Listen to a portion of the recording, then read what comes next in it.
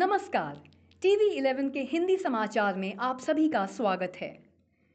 पूर्व न्यायाधीश, पूर्व लोक अभियोजक और अन्य प्रमुख लोगों द्वारा कानूनी न्याय की खोज में APCR कहे गए 3 अनावश्यक और पापपूर्ण कानूनों को मत लगाएं। कर्नाटक कलबुर्गी से हमारे स्टाफ रिपोर्टर इमरान खान की ये खास रिपोर्ट।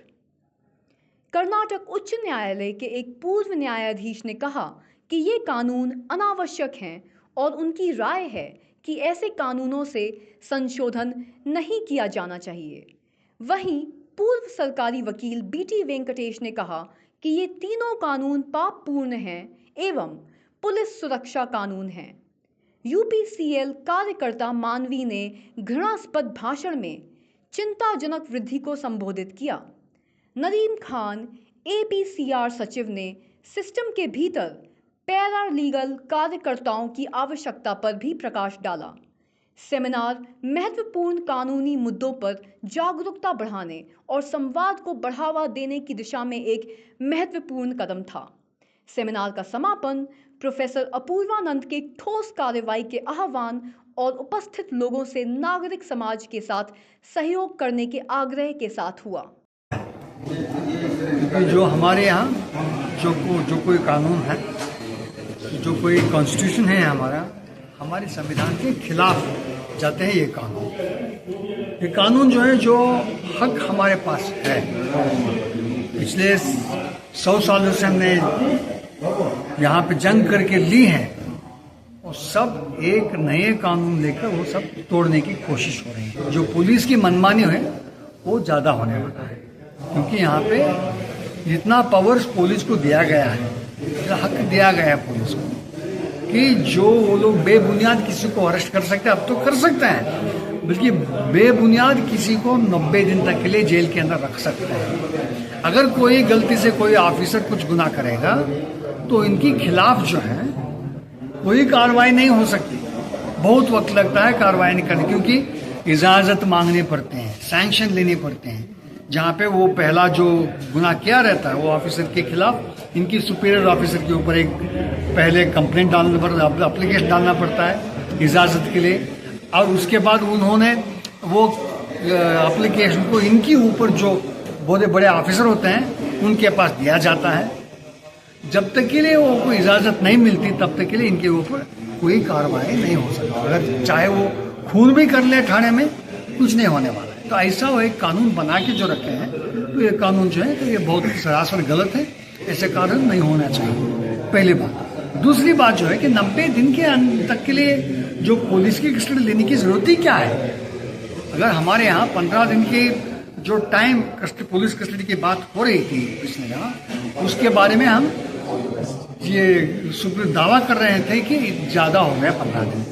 अभी है कि 90 दिन तक के लिए उनकी मुजरिम को अगर आप 90 दिन तक के लिए किसी थाने में और 60 दिन तक के लिए थाने में रखेंगे, उनकी दिमाग की हालत क्या होगी, दबाव कितना होगा कि किसी को कोई गुनाह ना करते हुए उनके ऊपर जो है दबाव इतना डाला जाता है कि वो गुनाह मान ले, कबूल कर ले। तो ये हमारे पुलिस स्टेशन कैसे हैं, लॉकअप कैसे हैं, वहाँ पे जो सलूक होते हैं किया जाता है लोगों के साथ, उसके बारे में आप जानते ही हैं। तो जब ऐसे हालात हैं, ऐसे हक किसी को दिया जाता है कानून के अंदर, तो वो बड़ा गुनाह है।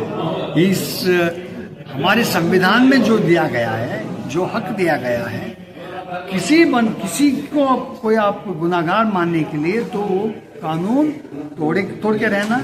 अब लोगों के खिलाफ बनाया गया कानून, ये कानून जो है कि लोगों की नाम लिखा गया है नागरिक सुरक्षा संहिता। मेरी समझ में तो ये नागरिक सुरक्षा तो नहीं है, ये पुलिस सुरक्षा कार्यक्रम है। तो पुलिस की मनमानी की सुरक्षा के काम, पुलिसों की जो कोई हक है तो उनको ज़्यादा बढ़ाने के कार्यक्रम है। तो इसलिए जो है कि ये इस मुल्क के संविधान के खिलाफ है, तो इसलिए ये कानून नहीं होगा। हमारी ये डिमांड है कि ये कानून ना लाए, ये कानून के खिलाफ वो आवाज़ उठाएं, क्योंकि लोगों की। Tell me something about today's program. What happened exactly? So today's program we were largely discussing the 3 new criminal laws that are supposed to come into force from tomorrow, and we were also speaking about the conditions of the marginalized people, especially with respect to how the political environment of hate is affecting individuals. And we're also thinking of ways forward in which the Constitution protects the rights of the marginalized people, in the ways the right to dignity of people needs to be asserted, and what is it that people who are actually getting affected by such hate crimes and hate speeches, what can we do to save ourselves and extend solidarities to other communities. Ma'am ये laws के demerits बताए गए sir, तो उसके बारे में आप क्या बोलते हैं सर? देखिए, जो 3 लॉ आए हैं उनका बेसिक अगर आप क्रक्स पूछना चाहेंगे तो उनका क्रक्स ये है कि पहले भारतीय कानून ये कहता था कि किसी भी निर्दोष को सजा नहीं होनी चाहिए, चाहे एक दोषी को सजा हो जाए। लेकिन इन 3 लॉज में जिस तरह से चीज़ें इंट्रोड्यूस करी गई हैं, जिस तरह से कंफ्यूजन है, जिस तरह से क्लैरिटी नहीं है, उस तरह से लगता है कि अब ये पूरा मामला उल्टा हो गया है कि कोई भी दोषी छूटना नहीं चाहिए, चाहे दसियों निर्दोष को सजा हो जाए। तो जिस तरह से इस पूरे लॉ में पहले ये कहा गया था कि जब तक कोई आरोपी अपराधी नहीं साबित होता, और बहुत ढेर सारे सुप्रीम कोर्ट के जजमेंट थे कि किसी को भी हथकड़ी नहीं लगाई जा सकती, इस कानून ने पुलिस को हथकड़ी लगाने का अधिकार दे दिया और मजबूत किया। पहले ये कहा गया था कि डिटेंशन 24 घंटे से ज़्यादा पुलिस किसी को थाने में नहीं रख सकती, बल्कि उसको मजिस्ट्रेट के पास रखना होगा। इस मामले में इस मियाद को बढ़ाया गया है और मियाद कितनी दिन तक चलेगी उसकी कोई क्लैरिटी नहीं। फिर ये कहा गया कि कस्टडी पुलिस की जो है वो 15 दिन से ज़्यादा किसी भी मामलों में नहीं हो सकती है, उसको 90 दिन कर दिया गया। तो 90 दिन पुलिस कस्टडी करने का मतलब है कि किसी भी आदमी को जमानत नहीं मिल सकती, और 90 दिन तक पुलिस उसके साथ क्या ट्रीटमेंट करेगी मालूम नहीं।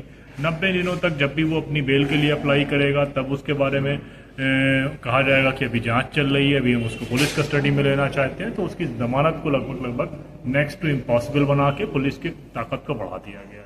फिर ये कहा कि जो टेरर का जो डेफिनेशन है उसको बहुत वेग कर दिया गया है और बहुत कंफ्यूजन है कि कौन सी जांच एजेंसी इस टेरर की जांच करेगी। तो इस पूरी तरीके से कहा जाए कि इस पूरे डेमोक्रेटिक सेटअप को, लोकतांत्रिक देश को एक पुलिसिया राज्य में बदलने के, पुलिस स्टेट में कन्वर्ट करने के लिए ये 3 कानून लाए जा रहे हैं, जो कि पॉलिटिकल पार्टीज को, गवर्नमेंट को फायदा देंगे, और आवाम के खिलाफ ये कानून है।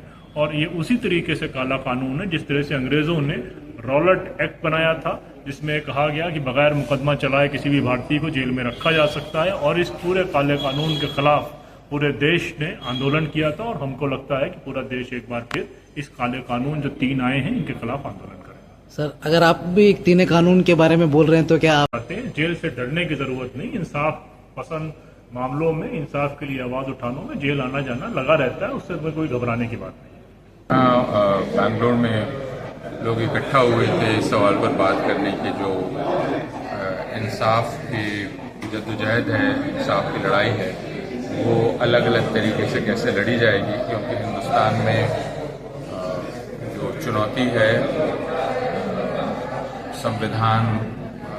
संवैधानिक अधिकारों को लेकर, वह चुनौती बनी हुई है, और वह सिर्फ मुसलमानों पर हमलों के बारे में नहीं, या ईसाइयों पर हमले के बारे में नहीं, आदिवासियों पर हमले के बारे में नहीं, सबको मिलाकर ही। तो वह कैसे लड़ी जाएगी, उसमें वकील, पत्रकार, स्कूल कॉलेज के लोग, बाकी लोग किस तरह हिस्सा करते हैं, इन बातों पर।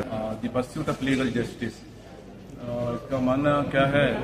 लीगल जस्टिस इंडिया में कैसा जो डाउन ट्राउडन है और victim marginalised society, section of society है, उनको कैसा ये जस्टिस दिला सकता है। इसके साथ साथ अभी नया 1 जुलाई से एक नया कानून, 3 कानून आने वाला है, और नया कानून क्रिमिनल लॉस है, भारतीय न्याय संहिता इन प्लेस ऑफ उसके